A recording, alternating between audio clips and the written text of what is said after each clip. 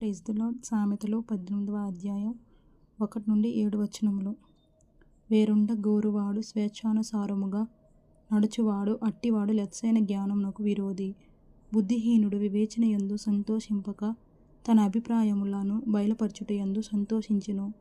భక్తిహీనుడు రాగానే తిరస్కారము వచ్చును, అవమానము రాగానే నింద వచ్చును. మనుష్యుని నోట మాటలు లోతు నీటి వంటివి, అవి నది ప్రవాహము వంటివి, జ్ఞానపు ఊట వంటివి.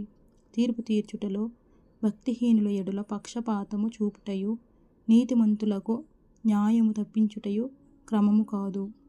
బుద్ధిహీనుని పెదవులు కలహమునకు సిద్ధముగా నున్నవి, దెబ్బలు కావలెనని వాడు కేకలు వేయును.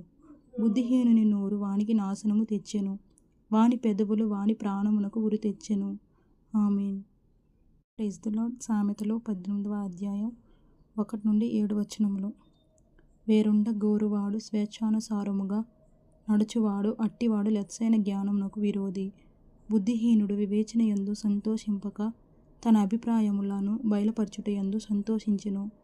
భక్తిహీనుడు రాగానే తిరస్కారము వచ్చును, అవమానము రాగానే నింద వచ్చును. మనుష్యుని నోట మాటలు లోతు నీటి వంటివి, అవి నది ప్రవాహము వంటివి, జ్ఞానపు ఊట వంటివి. తీర్పు తీర్చుటలో భక్తిహీనుల ఎడల పక్షపాతము చూపుటయు, నీతిమంతులకు న్యాయము తప్పించుటయు క్రమము కాదు.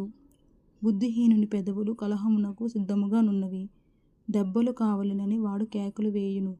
బుద్ధిహీనుని నోరు వానికి నాశనము తెచ్చెను, వాని పెదవులు వాని ప్రాణమునకు ఉరి తెచ్చెను. ఆమేన్.